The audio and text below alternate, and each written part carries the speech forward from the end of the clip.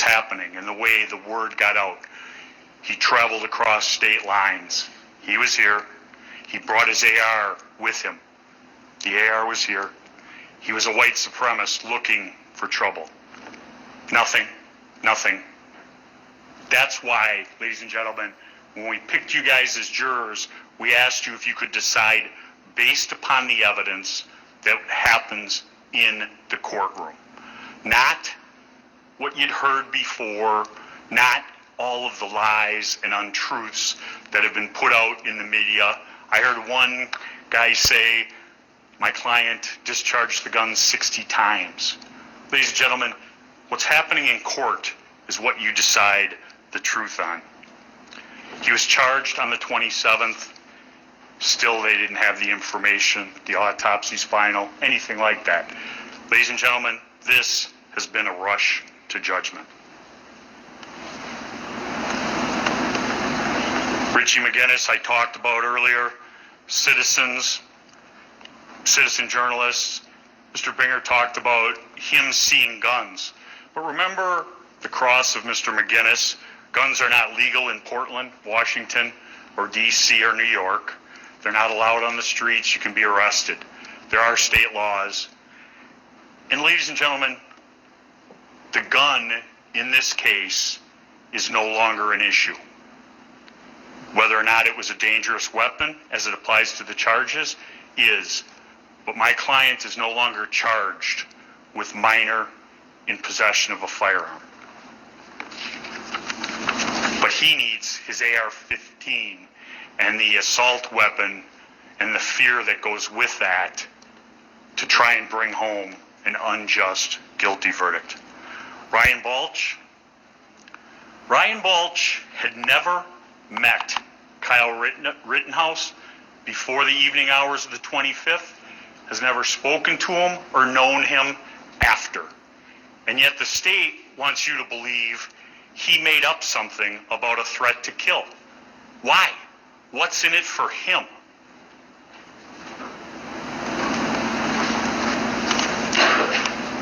The threat. If I get either of you alone, I will kill you. That is a threat with a statement and a promise. And lo and behold, the chance presented itself to Mr. Rosenbaum, and he attempted to execute it.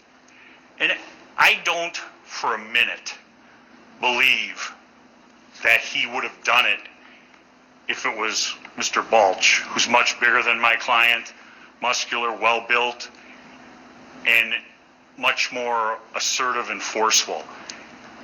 Rosenbaum, like any, as he referred to him, I don't even know what he called him, a ragdoll, whatever, but the little guy who gets beat up likes to go after the next littlest guy. He saw Kyle alone, and that's what he chose to.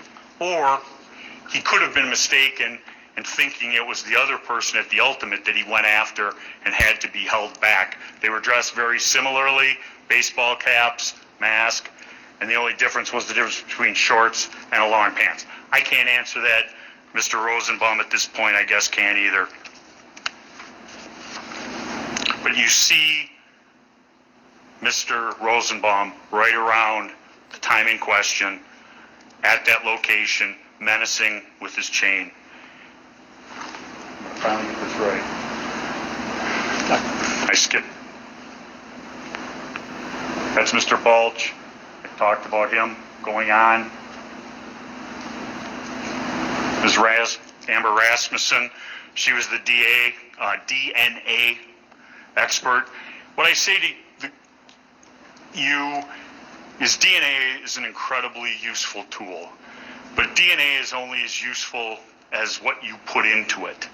And if DNA shows anything, it shows that it's not proof positive in this case.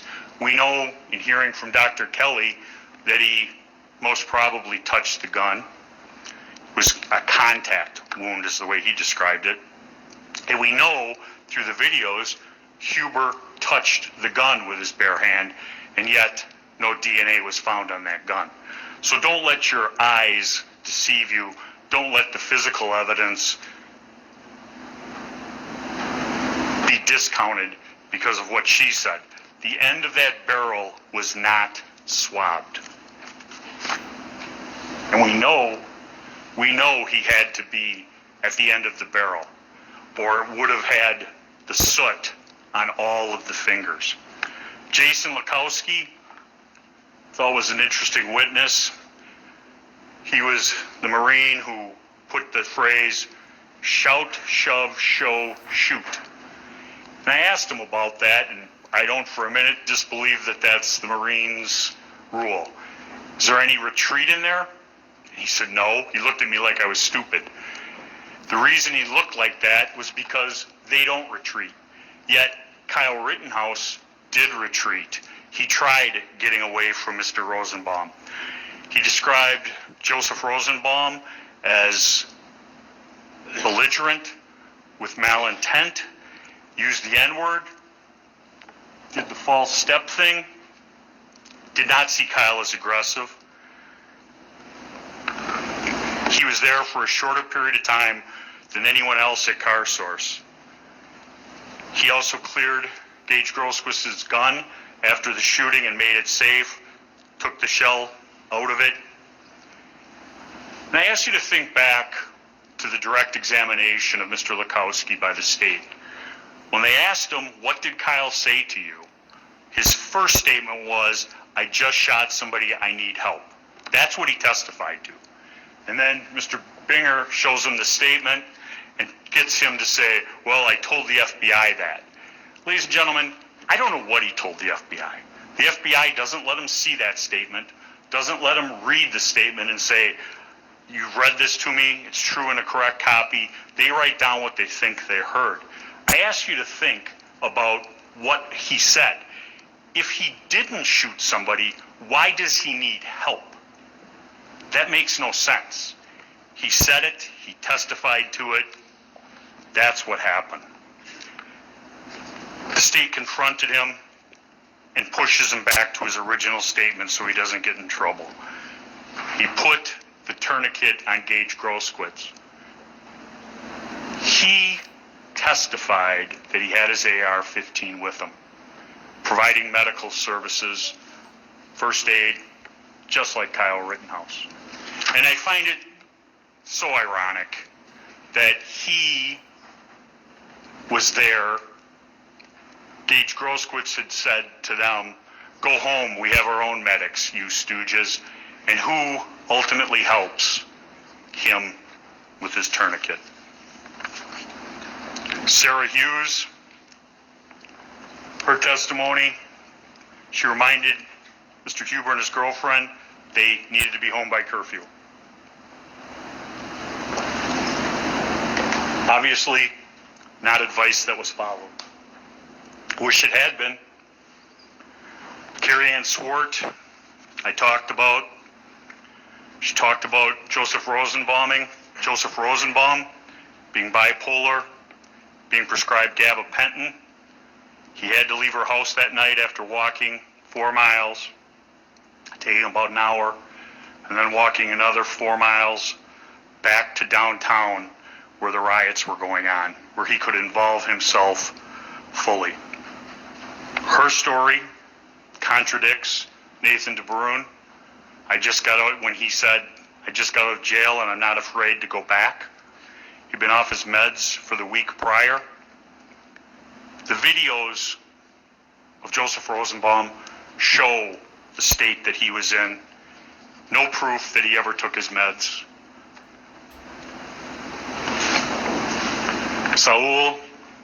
Saul Kindiri, he was the first of the Kindiri brothers to testify. CarSource, he's in the picture with all the people who protected his property. He's there, and he said he just liked the military garb. Why did he get a picture then with just one of them? How did he wrangle all these people up? Everybody in that picture said that they wanted him there. They gave him permission. Even Dominic Black concurred in that, the state's witness. But as I said earlier, they want these two guys to dirty Kyle up. He's just picking a spot to pick trouble and to be there and cause problems. He was asked to provide security. He did. They deny that they were going to pay any money, yet Nick Smith says they were. And going to pay money to Nick Smith. And ladies and gentlemen, do you get the feeling that they're a little afraid of being sued, as everybody else in this case is? I think so. And when they were up there, I don't remember them saying, oh, you can protect car source 2 or car doctor, but don't go to car 3.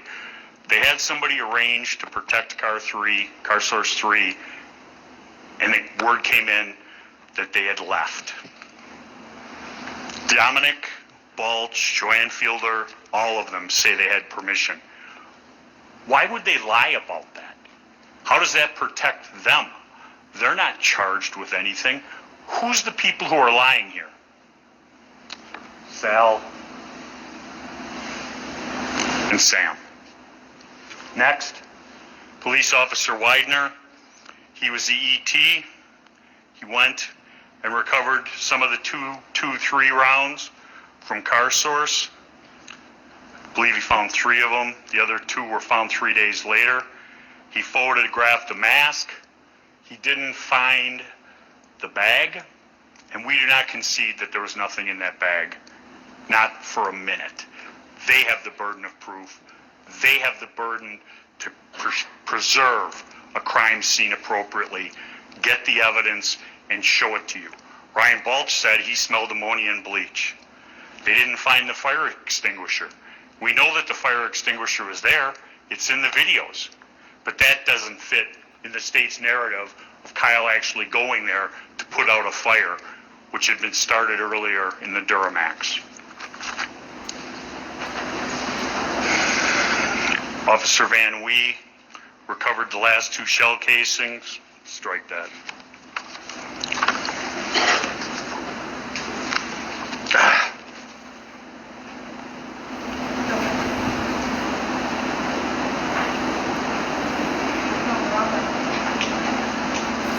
I love technology. Officer Van Wee. Officer Moretti. He was the driver of the squad car that Kyle tried to surrender himself to. He said it was a war zone. It was a war zone those 3 nights. He described it as the city on fire. The police felt as though they were completely surrounded, described the constant gunfire that evening. Mr. Binger wants to slough it off as fireworks this. It really wasn't that bad that night. Ladies and gentlemen, it was hell in this area downtown. There were violent people causing trouble. And the state wants us to believe it was okay. The police pushed them back. Now they could leave. Car source was safe. And I can't remember specifically what witness it was, but it stuck out in my mind. The witness said the police pushed him back, let him back, pushed him back, let him back. And a lot of the burning happened late at night, that witness said. Gage Grosskowitz. 10 million reasons to change his statement. His attorney is sitting in the courtroom, has been sitting in the courtroom when he testified. If he's just your average complaining witness, why get a lawyer? What do you got to hide? He didn't have a valid concealed carry permit. He wasn't charged. He lies to the police about being armed that night. He said he dropped his gun going down the street. Ladies and gentlemen, that's what's called obstructing.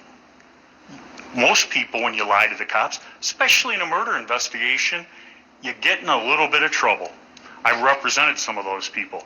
Not Mr. Grosskowitz, because he's their star witness, but paid for and protected. You don't want us to search your phone? Oh, we're going to invoke the never heard before Marcy's Law exception to the search warrant, even though they had a signed search warrant by a judge of Kenosha County. He was also an armed medic. Wants you to believe that he didn't have one in the chamber and he would never shoot somebody. But before he said that, he said, key, wallet, phone, gun. Never leaves the home without them. Ladies and gentlemen, I don't carry a concealed weapon. And I don't think I could shoot somebody. But when people carry guns, That's what they're for in the city. This isn't the wild, wild west. He had his gun. Kyle Rittenhouse had run by him. You'll see the picture. Was by him, gone. Did he go to give medical help? He didn't know that Mr. Rosenbaum was being tended to. No, he decided to run in and advance on the fray. He, affiliated with the American People's Revolution here in Wisconsin. And I might have that one word wrong, but he did it. And who ultimately put the tourniquet and fixed it on his arm? But Mr. Lukowski, a member of somebody he refers to as the militia and the Stooges. Two different encounters between Gage Grosskreutz and my client. The first one, he does not show or give any indication of a weapon. My client does not point a weapon at him, does not shoot at him, does not swipe the weapon towards him. He states he's going to the police. That is uncontradicted. Why doesn't Mr. Grosskreutz let him be and go give aid and comfort to his fellow rioter? But instead, he joins the mob, chasing Kyle, arms himself, and runs in the fifth or sixth person into the melee in scene 2. And when his friend was called, his friend said in his Facebook post, his only regret was not emptying the clip into the kid. So we know what his intent was. We know what he wanted to do. Kyle shot first as he was coming in. And Mr. Binger talks about, he was going to grab the gun. Ladies and gentlemen, left hand, phone. How's he going to grab a gun with a hand filled with a phone? Right hand, gun. He goes back, loads up, and is advancing. That's when Kyle shoots him. He didn't shoot him when he put his hands up, and if that was it, no intent to harm him, all he does, like everybody else, is back up, and nobody else gets shot. But Mr. Grosskreutz decides he's going to shoot my client. Unfortunately, my client shot him first. If he had retreated, it's over. And when he's got his hand up like this, as I said earlier, the hands are up. It's not gripping the gun, it's loose. But when he goes in like this, the pistol grip is tight.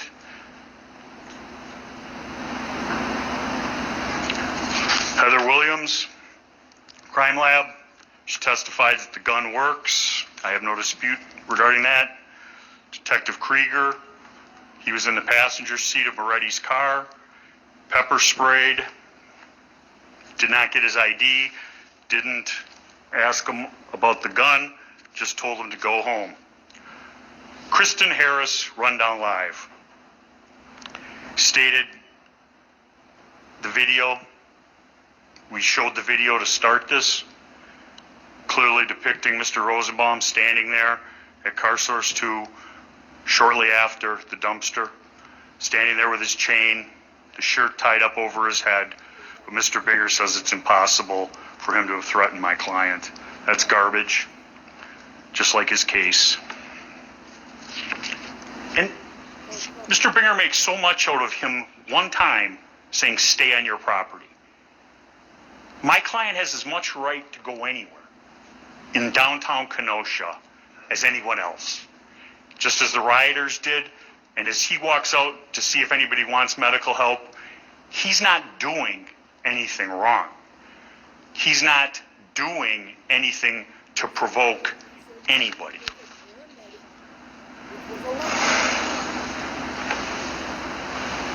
Detective Antaramian, the juxtaposition of him and Howard, as I said, he is the one who talks about what he sees in the video, totally different. As you see, why did Mr. Rosenbaum go behind that car, 2 cars over from the Zeminskis? What was he doing over there? Why was he doing over there? And why does he come out as soon as Kyle comes down the road? Because they were going to ambush him. They had set it up, and I'll show you the video.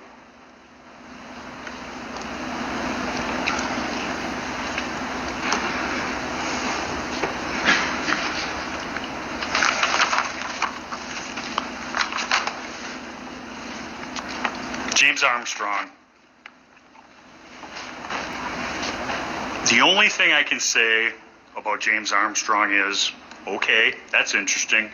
But what I'd like to say about his photographs, his knowledge of what he did, and some of the statements that the state has made regarding it is, what he did for those 20 hours is hocus pocus, and he makes an exhibit that is out of focus.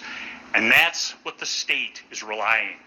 The picture does not make sense. As I showed earlier, it has Kyle shouldering the gun in the left shoulder. If he has it in the left shoulder, his back would be to the drone. The drone is moving around, and that changes the focal point. He's right-handed. That's where it goes. You'd see the crosses across his chest. But no, they need him to have somehow pointed a gun at the Zeminskis. I don't for a minute concede he did, but we know that Mr. Zeminski has been armed all evening.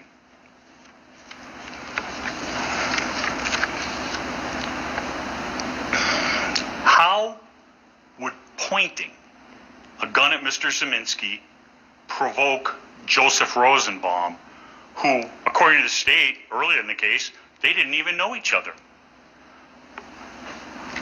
But I think they had to run away from that because there's so many pictures of them together. Mr. Armstrong's photograph, testimony. It took 3 days and 20 hours worth of work to come up with that picture. Went from color to black and white, and he admitted he never compared it to the original photograph. Still shot. Didn't take into consideration the fact that the drone was moving.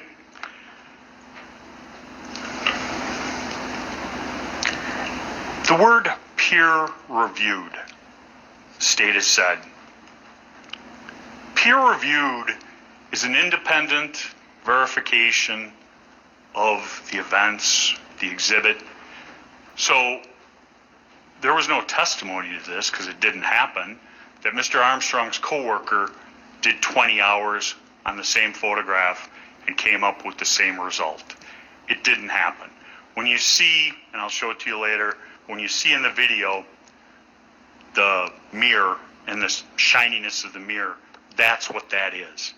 And by going around, spending 20 hours and bringing things up, it doesn't account for Kyle's arm, it doesn't account for the heat signature of the gun, none of it. Dr. Kelly.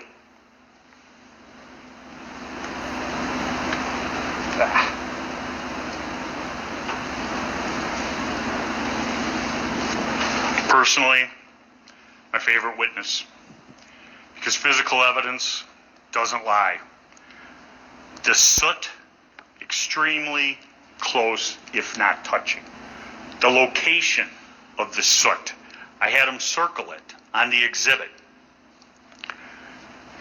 On redirect, after I had him do the demonstration and draw on the photograph, the state tried to get him to back up his opinion and back it off. He wouldn't, because the physical evidence doesn't lie. It's, as they say in the business, an inconvenient truth. They can't change it. It is what it is.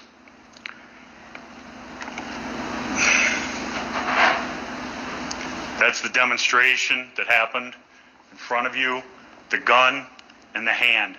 And if the individual's coming straight at it, the barrel of the gun, it would go through the hand like this. But we know that it was coming from right here, going down, and came out with a very clean exit wound. No soot here at all. So we know that the gun can't be here. We know there's just a little bit of soot on what's commonly referred to as the ring finger, right here, and the bulk of it goes this way because it was over the gun, touching the gun. And Mr. Bigger says he was swiping at the gun. Ladies and gentlemen, he didn't need to chase him, didn't need to keep chasing him, didn't need to lunge at him, didn't need to swipe at the gun, i.e. grab the gun.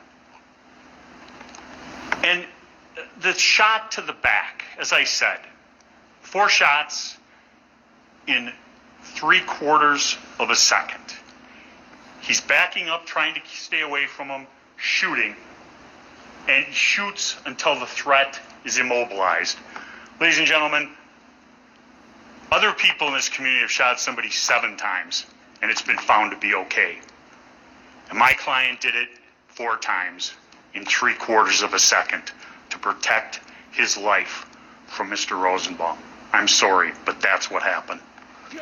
And this is the prosecutor who said he shot him in the back. He shot